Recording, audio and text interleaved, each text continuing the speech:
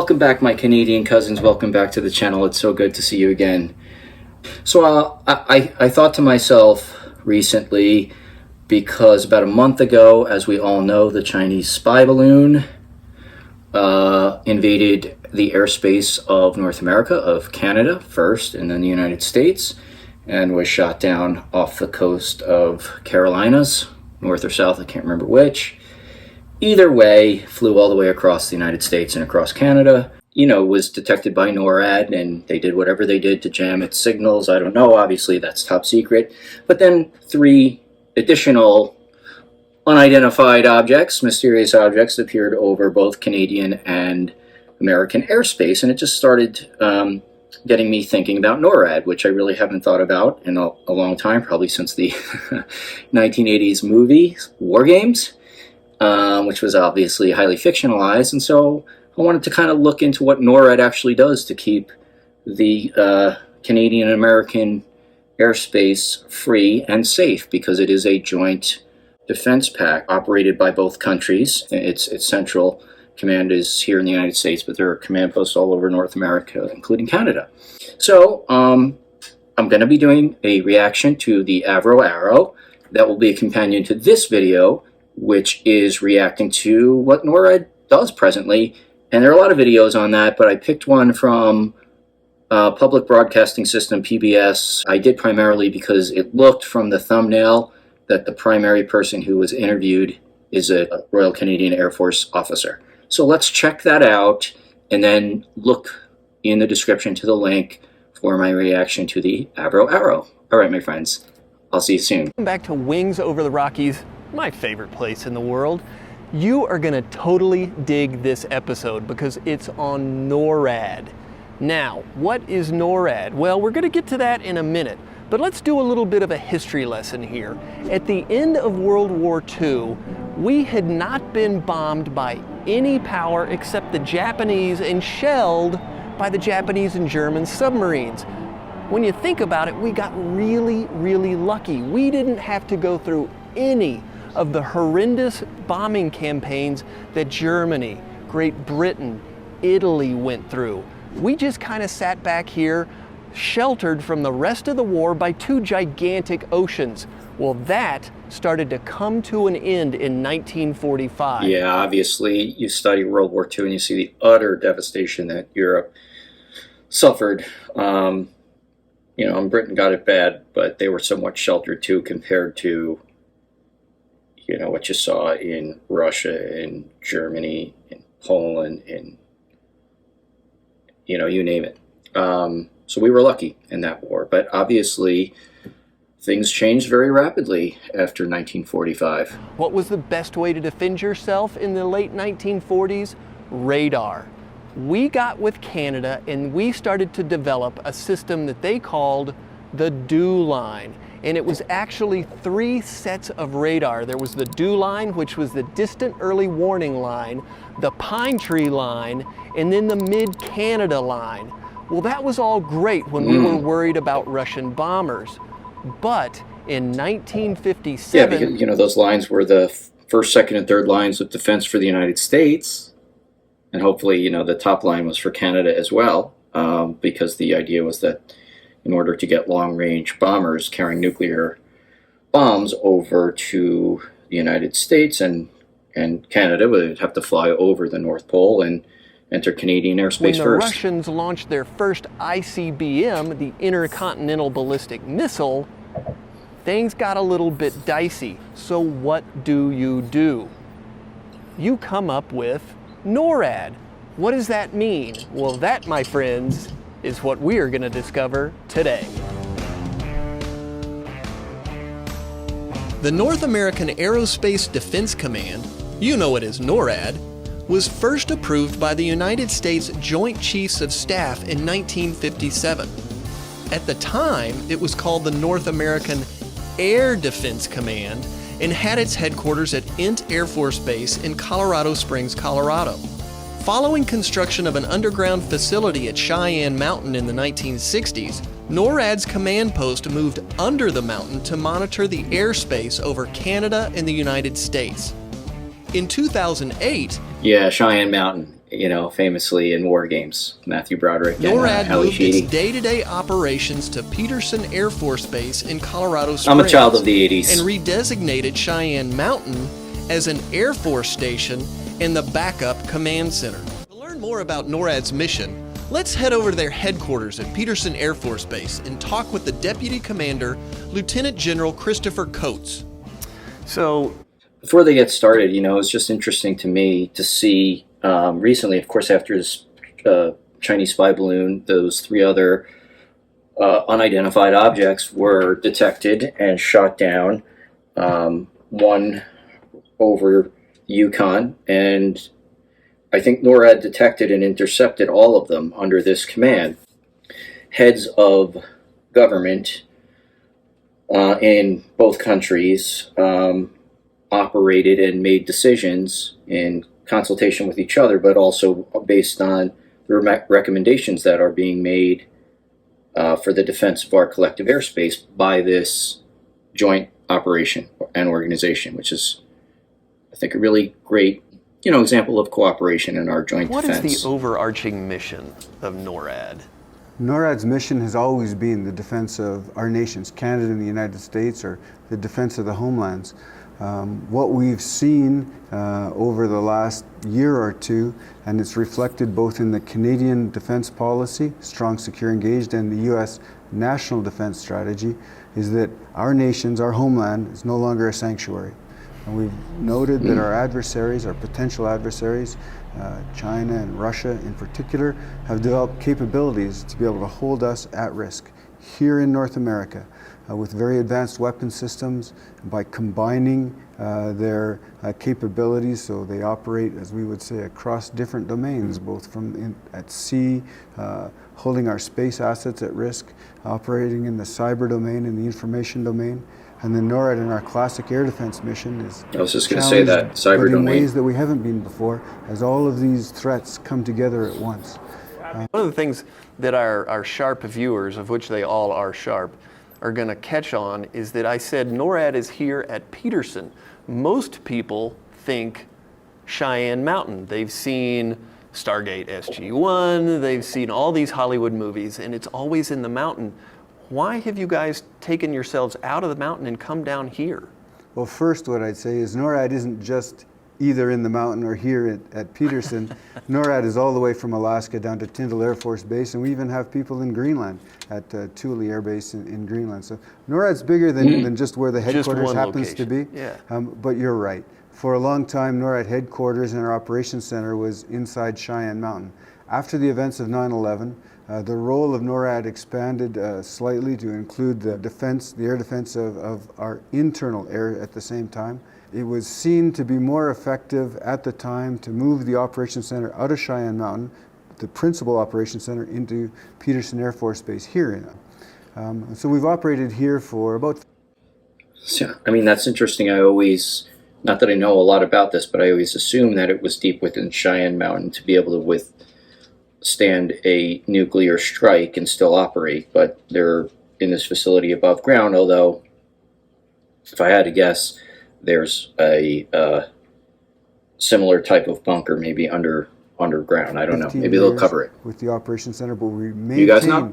maintain the command center in Cheyenne Mountain. It's our alternate command center. We use it quite frequently to make sure that it's all up and ready to go, can do the job it has to do, and there's some reasons why Cheyenne Mountain was important and remains important for NORAD. What's your favorite part about the job?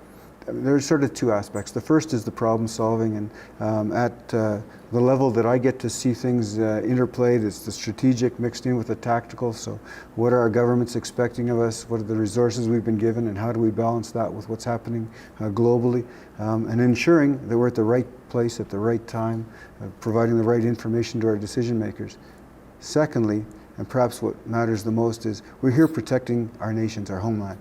And so while military operations everywhere are important, the job we get up for in the morning is making sure that our citizens are safe. And that's super, super rewarding.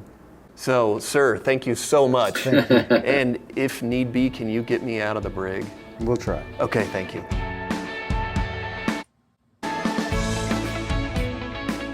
What does N2C2 actually stand for? So N2C2 stands for the NORAD and US Northcom Current Operations Center. And what we do here is essentially all domain situational awareness and threat characterization, if I can put it very broadly like that. We're watching for Russian bombers, for missile attacks to North America, or for domestic threats. So aircraft, think of like 9/11, aircraft flying around in the airspace, violating certain airspace rules, or doing anything that could be a threat. That's what I'm assuming all of these screens are doing. So what are we looking at up there? Unfortunately, we can only show you the unclassified stuff that we normally do. Normally we work at much higher security level. But what we have up there, we're always monitoring the news because we can find out a lot of things about what's happening domestically on the news. One of the screens there with all the green dots on it shows all the air traffic within the continental. You know, that's funny with all the technology that they have. Yeah, I guess they can't be everywhere at once, and so they would monitor the news. That makes sense. It's just not something I ever thought about. I'm going to back up 1 second because he started to talk about something that I think is important. There with all the green dots on it shows all the air traffic within the continental United States right now. Okay. We also post up weather things or other information that pertains to missile warning and missile defense. What we have here in the command center is the command domain, which is run by a colonel. So in this case, Colonel Brad Smith, who's my U.S. Air Force counterpart, my U.S. Air Force brother, our deputy command center director, who happens to be a Canadian today, Lieutenant Colonel Jody Hanson. We also have our enlisted controllers that help us deal with conferencing, managing the knowledge wall, those types of things. And then out on the floor, we have the rest of our domains. We have a land and maritime domain that looks for things, for example, southwest border, hurricanes, fires, floods, domestic terrorist attacks, any of those kind of things. We've got our air domain, which is primarily there for defense of North American airspace, like Russian bombers or Operation Noble Eagle, and we'll talk a bit more about that in a bit. We've got meteorology, we've got a Federal Aviation Administration representative, we've got cyber watch officer, we've got missile defense and missile and space warning. So we're keeping an eye on pretty much, when I mentioned earlier, all domain situational awareness. We want to know what's going on, anything that could be a security threat to North America 24 hours a day, 365 days a year. So speaking of aircraft flying around, one of the terms that I've heard a lot is Noble Eagle. Right. What exactly is that? Operation Noble Eagle is an operation that's been in place since 9/11, where NORAD has a role of defending North America from any aerospace threat like that. So an aircraft that's hijacked, people that are lost or causing potential disruption to air traffic flows, those types of things. So in reality, how often does that happen? A lot more often than you think, actually. Most of them are general aviation aircraft that don't really pay attention to the rules or the notices that are out there, but on average about 3 to 5 times a week. Whoa. Well, that's scary. Well, you just said that most often it's aircraft that just isn't paying attention to the rules, so not really a threat, but they have to take it all seriously. But it's scary that it happens that often. I imagine some pilots lose their licenses. Ooh, that's way more than I would have expected. So what happens when something like that pops up? Then what will happen is that region will give us a call and say, hey, there's something weird going on. We may have a conversation about it, or they may just say, hey, we're scrambling fighters, we're reacting to this. And then we'll do what we call ringing out an Operation Noble Eagle conference. And what we do is we make sure that we get the right people with the right information. If we can't talk to them on the radio, then we'll try and intercept them with fighters or helicopters, depending on how fast and how high they are.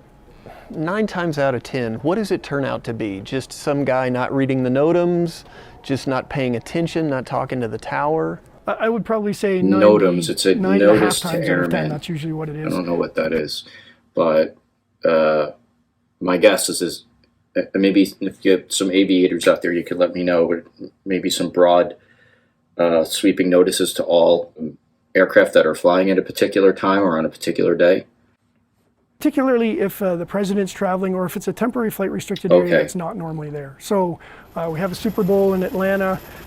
People that normally fly around Atlanta aren't necessarily used to suddenly having more airspace restrictions. So if they're not reading the NOTAMs, they fly through the middle of the temporary flight restricted area, then we'll take action to make sure that we keep it secure.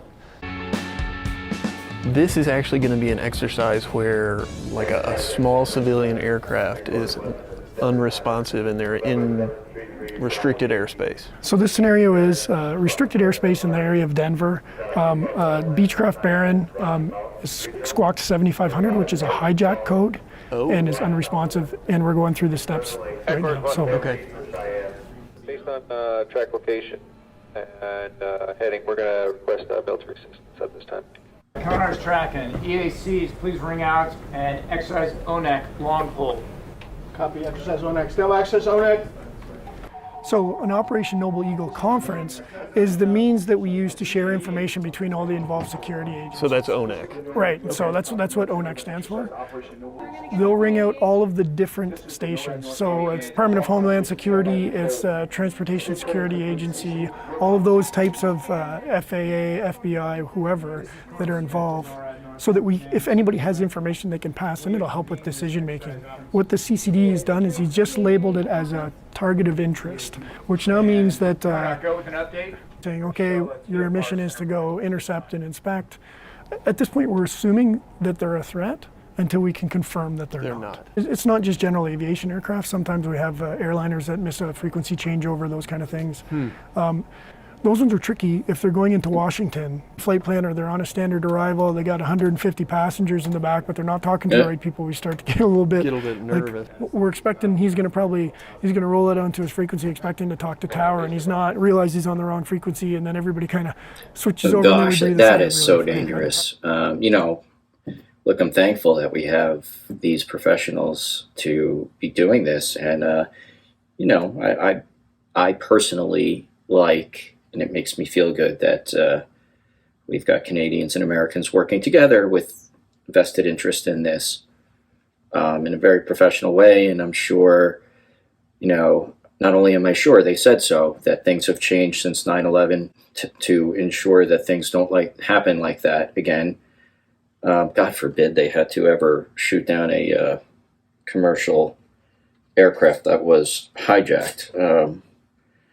That would be terrible. I remember during 9/11, that's what we initially thought had happened to the plane that crashed in Pennsylvania. Anyway, let's continue, my friends. Always ready to react because we never know, right? 9/11 showed that we have to be ready to react at any time. At any time. But what we'll do is, depending on the speed of the target, if the F-16s, they'll do an identification, say, okay, in this case it's a Beech Baron. Here's what I see in the cockpit. The guy slumped over the controls, or I see a bad-looking dude with a gun, or whatever the scenario happens to be. We're a minute away. Now we're prepared to see what the fighters are going to tell us to help build situational awareness. Okay, is this really a bad guy? What's going on? And keep up with the exercise. With the information that was provided in the aircraft originally planning to squawk 7700 for an emergency with smoke in the cockpit, we would like him to divert to Fort Morgan Municipal Airport to the east. So the fighter's intercepted, got his attention. He realized he squawked the wrong code, passed, back talking to air traffic control now, so he's in contact compliant. And we've kind of done our part of it, and then the FAA will deal with, making sure he gets safely on the ground and diverting him, that kind of stuff. So at this point, will the 16s break off, or will they actually follow him? And then I Fort suppose Morgan? it becomes an FAA investigation as to whether or not he did something wrong and suspend a license or revoke it. Does Canada have a version of the FAA? I'm sure it does. What is it? Then they'll carry on with whatever mission they were doing before. All right, the training exercise is complete. But you know what's cooler than seeing an intercept from inside into C2? Oh. Seeing it from the skies! Get ready, because I'm heading up with pilot Alan Wimmer to experience an intercept by an F-16 from the cockpit of this Cessna 182. Oh, that's cool. Yeah, great day to fly. Oh, beautiful. So we're flying with Alan Wimmer today, and Alan flew F-16s for the Air Force, but tell us what you're doing now. I work at headquarters NORAD, North American Aerospace Defense Command. That's what your episode is about. And one of the duties that I perform there is to be part of what we call the Baron team, as in Red Baron. Oh, yeah. We go out and play the role of a bad guy to try and train our air defense units, as well as periodically do evaluations of their performance. We're out flying to a destination or just flying in the local area, and we're unaware that a temporary flight restriction has been put up. That is temporarily restricted airspace that we're not Operation allowed to go Baron, into. so Right. they're playing the Red Baron. It should be noted, obviously he was a extraordinarily talented fighter ace during World War I, but at the end of the day, he was shot down and never made it. And it's a very interesting story because there's a lot of controversy over how he was shot down or who gets credit for it. Initially, it was a Canadian fighter pilot flying for the RAF. Can't remember his full name, but the last name was Brown. But I think there is common acceptance among the majority of historians that it was ground fire from Australians. And for some reason, Total non that has sequitur. been Let's get declared back to the as- point of what we're watching. Typically, that'll be associated with a national special security event. Those are assessed and declared by the Department of Homeland Security. And if they need air defense, NORAD will provide that. Okay. Is to detect anybody that's coming along. And then our aerospace control mission, as it would apply in the scenario today, is that person stumbling into the airspace. Now we need to figure out what's going on. Is this just an accident? Is this someone who might have malintent? Is it someone who's going to comply with our instructions, yes or no? And then the scenario will play out from there. Do we have a medical emergency? I mean, who knows? And so we'll train the pilots at Buckley. We'll train to all sorts of those. We'll train to an incapacitated pilot with someone who's not a pilot who's now flying the airplane. Yo, I need help. Yeah, and they're happy to have it. We'll train to a student pilot who's lost. I don't know where I'm at. I'm getting low on fuel. Can you please help me find a piece of runway to land on? Then we'll train to drug runners. We'll train to folks who are trying to do something illicit or illegal and not compliant. And then we'll train to the person who literally has malintent. I think a lot of people are aware that intercepts happen, but I don't When you think they're consider- aware that they happen. You know, we look at North America on a map, and there are just vast swaths of our continent where there's nothing. Even down south of the border, I mean, I've driven out west where I'm driving forever, there's just nothing. And of course, that's much more true of Canada. But it's striking when you see it from the sky like that. With small aircraft like this. I don't think they're aware either. But with the small aircraft, it's just not something that you see or hear about very often. So in general, are they going to be kind of at our 10 or 11? Well, you're not going to see them by intent until they want you to. So in general, they're going to approach from behind. Most civilians are cruising along looking out the front of the side. Most of them aren't checking six. Doing the scan. And so they're going to approach from our left side. And the first time they approach us will most likely be to take a look at us, read a tail number, verify who we are, relay that data to the command and control authorities and tell them, first off, what they're seeing. Who is this? What are they doing? What do they look like? Do they look like they have a problem? What's the tail number? Immediately, DHS is on that conference, as you saw the Operation Noble Eagle conference from the command center. DHS will be on there as soon as somebody gets a tail number. The FAA and the DHS are both running that. They know who owns it. They know where that airplane's been, what it's done, what that pilot's done. And so we'll begin to assess what we think is going on here. The command and control authorities will begin that assessment based on all of that data. Guard, this is 262 Armed Air Defense Fighter. There's your call. Aircraft southeast of La Junta, 9,000, track 041, 20 nautical miles southeast of La Junta. You're approaching restricted airspace. You're ordered to turn left to north immediately. Contact ATC on 123.1. If you do not comply, you may be fired upon. Wow. That is a blanket They warning. don't beat around the bush. They They're give trying to that contact threat us immediately. The emergency frequency. So for the scenario today, we're not listening. Yeah. Okay, so they're going to have to take some additional measures to, number one, let us know they're here, and number two, gain our compliance. So we're either not monitoring guard, we're ignoring, we have a bad intent, a medical emergency, Or we're simply unable to comply. Here he comes up our left side. Again, normally I wouldn't be looking behind me as a civilian. He's rocking his wings, and he's telling us he wants us to follow him right now. wow.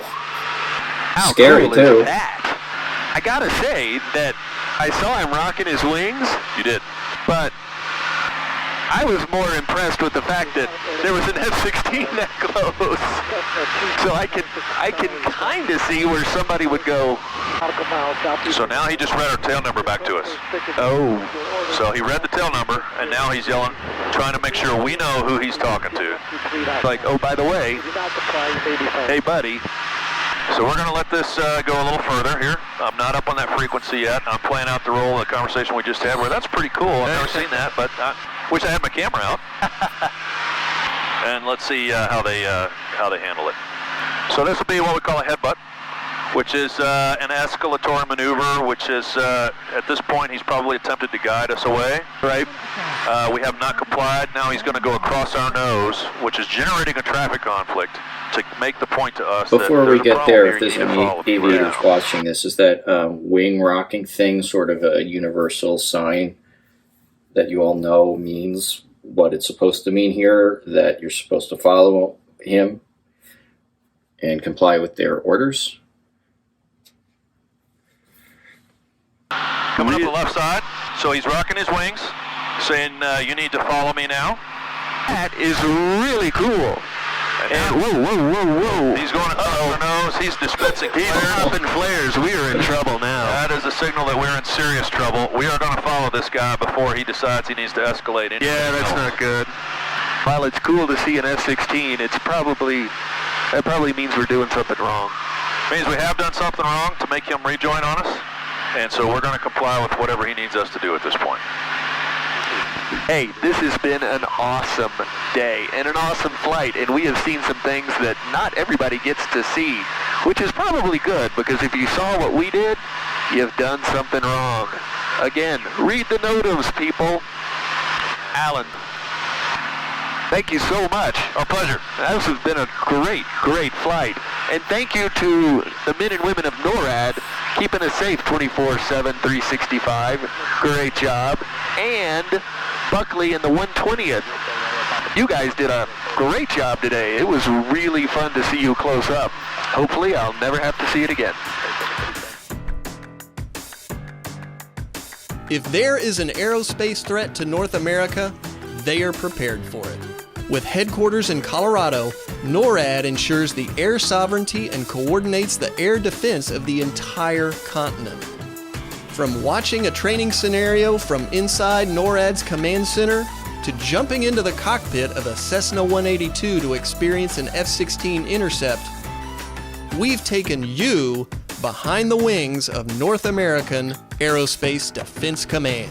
I share that gentleman's sentiment, that he's thankful for the Canadian and American men and women who do what they do in a very professional way to keep our airspace safe.